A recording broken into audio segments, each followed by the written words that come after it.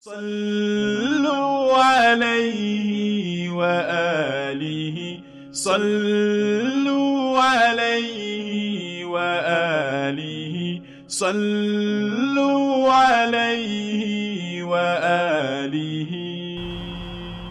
A dukkan yabo da godiya sun tabbata ga Allah maɗaukakin sarki wanda ya kawo rayuwarmu zuwa wannan yammaci saboda tattaunawa akan halaye da kuma wato ɗabi'un ma'aiki sallallahu alaihi wasallam. Daga cikin ɗabi'un manzan Allah kamar yadda in ba a manta ba abin da ya gabata mun yi batu akan ƙarƙashin alaƙarsa da Ubangiji subhanahu wa ta'ala da kuma ibadarsa. Manzan Allah alaihi salam a babin sallah na nafilfili yakan yi wasu salloli na nafilfili ko ya umarci cewa a yi su, wanda koyi da shi a wannan babin shine mutum ya samu wani kaso na wannan ibada. Sa'an nan yana daga cikin koyi da shi kada mutum ya kirkiro wata ibada wadda ma'aiki sallallahu alaihi wasallam bai karantar da ita ba, saboda yin haka kamar cin gyaran manzan Allah ne sallallahu alaihi wasallam. A babin azumin muka kamar yadda malamai suka yi batu, akwai azumin muka wanda manzan Allah ya yi, musamman azumin Ramadan wanda ma'aiki sallallahu alaihi wasallam ya yi shi kusan shekaru 8 yana yi, wasu malamai suka ce shekaru 9. Sa'an nan bayan azumin Ramadan ma'aiki alaihi salatu wassalam ya karantar da mutane wasu azumumuka na wajibi. Bayan azumin Ramadan muna da azumin bakance, bayan shi muna da azumin kaffara, bayan sa kaffaran nan zai iya yiwuwa ta rantsuwa ne ko ta zihari ko ta kisan kai. So mahma yakun waɗannan gaba ɗayansa ana ce da su azumin wajibi, suna da alaƙa da wasu lokuta ko wasu al'amura. Sannan akwai waɗanda mutum zai yi su ne da zaɓinsa, sawa'un idan yana neman kusanci da Ubangiji subhanahu wa ta'ala ko kuma ya yi su saboda samun wani ƙarin lada, wanda shi ma duk kusanci ne da Allah subhanahu wa ta'ala. Daga ciki bayan azumin Ramadan akwai azumin da ake yi guda 6 a watan Shawwal, wanda hadisin sa ya tabbata a riwayar Ummu Salama radiyallahu ta'ala anha a cikin Sahihu Muslim. Sa'an nan sai azumin da ake yi na ranar Arafa, shi ma hadisin sa ya inganta a cikin Sahih al-Bukhari da Muslim. Sai azumin da ake yi a watan a watan Muharram, wanda ma'aiki sallallahu alaihi wa alihi wasallam ya ce mafi alkhairin azumi bayan azumin Ramadan shine azumin da ake a watan Muharram. So zai iya zamtowa azumin Ashura da na Tasu'a, ko kuma ya zamto yin azumi alal itlaq, saboda cikin watan Muharram asali ake yin azumi kafin a farlanta azumin watan Ramadan. So bayan wannan azumin sai azumin da mutum zai yi guda 3 a kowane wata, wanda manzo Allah ya wasiya wa Abu Huraira alaihi ridwanullahi ta'ala. Sannan sai azumi da ake yi na ranar Litinin, wanda shi ma wannan hadisinsa ya zo kuma hadisi ne ingantacce. Azumin ranar Alhamis, wa in kana akwai wato ruwayoyi da suka zo su da yawa a cikin wato littattafan musulunci. Al-Imam Muslim alaihi rahmatullahi ta'ala da ya kawo hadisin ranar Alhamis yake cewa ban kawo wani abu mun kawo hadisin Litinin ba mu kawo hadisin Alhamis ba, saboda gani da muke kamar abun akwai wahami a ciki. So kamar a zahirin abin da Imam Muslim yake nufi shine azumi na ranar Alhamis a gurinsa bai tabbata ba.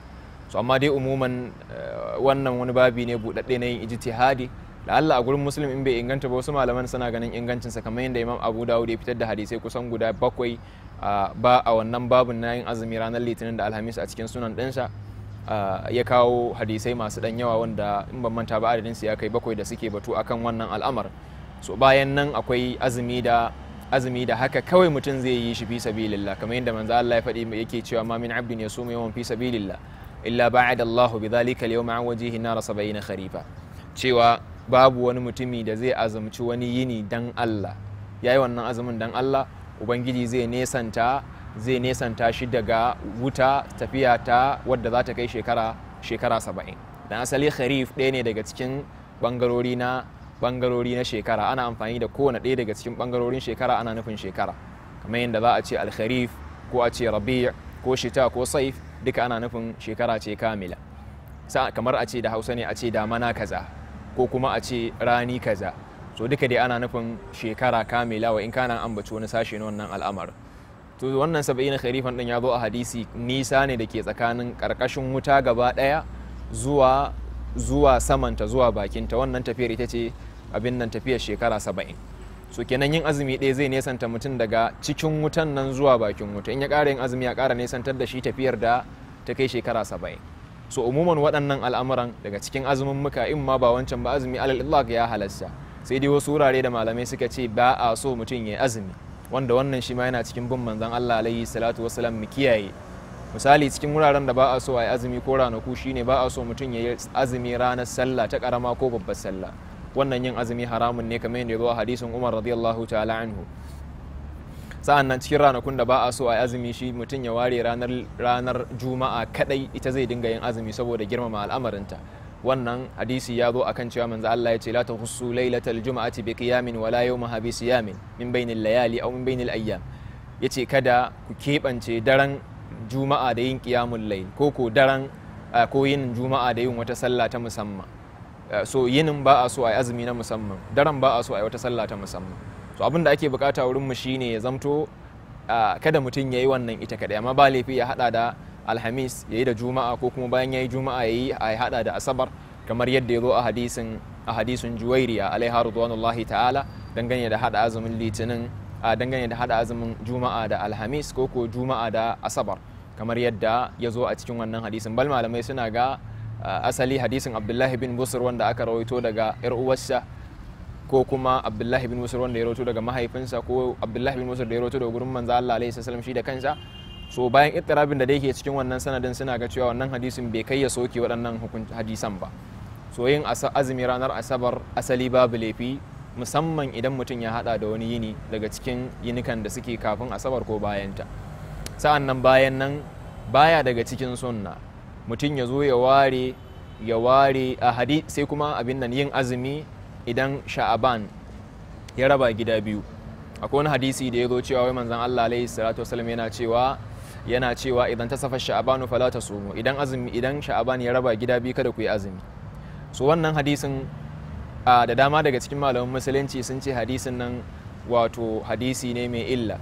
Bal wanda daga cikin malaman musulunci yace saboda wani da ya rawaito wannan hadisin akan wannan hadisin yace ba zai ƙara karbar hadisi daga wurinsa ba, shine Yahya bin Ma'in alaihi rahmatullahi ta'ala. Cikin wanda suka rawaito hadisin akwai wani rawi wanda yace akan wannan abin ina ji Suhail bin Abdurrahman yake, ko Abdurrahman bin Salih dan uwan ko in ce dan Salih abin nan Suhail bin Salih, takamaiman sunan sahabin abin nan mai ruwayar hadisin na manta shi, amma dai umuman a ciki yake cewa saboda wannan hadisin da ya rawaito muka daina ma karbar hadisinsa, ko kuma daina kallon abin nan hadisan da yake rawaitowa.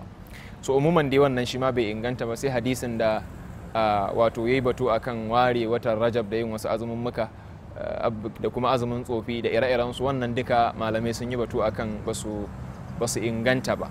So idan dai muka haɗe gaba ɗaya abin za mu ga cewa ba laifi mutum ya azumi a duk lokacin da ya je yana da bukata, amma kada ya sake ya fada cikin abubuwan da manzon Allah bai karanta ba sallallahu alaihi wasallam. So in ya guji wannan ba laifi ya ta yi cikin azumukan da malamai suka batu akan ba a so mutum ya yi shine ya ɗaura rayuwarsa gaba ɗaya azumi zai dinga yi. Misali tun da ya ji batu akan azumi ya yi ta yi har lokacin da rayuwarsa za ta ƙare, shine siyamud dahar, wanda malamai sun yi magana akan ba a so mutum ya ɗauki wannan matsayin. Sannan bayan muka ce khulasar abubuwan da muka yi batu akan sa nan, za mu ga yana daga cikin ɗabi'un manzan Allah yana ƙarawa akan na farilla yana yin azumin nafila. So a matsayinka ko na mai koyi da manzan Allah alaihi salatu wassalam ya zama kana da wani kaso na nafila a cikin azumin mukanka kamar yadda yake yi. Mun sha Allah wannan shine karshen haduwar mu. Wassalamu alaikum wa rahmatullahi wa barakatuh. Sallu alaihi wa alihi, sallu alaihi wa alihi, sallu alaihi.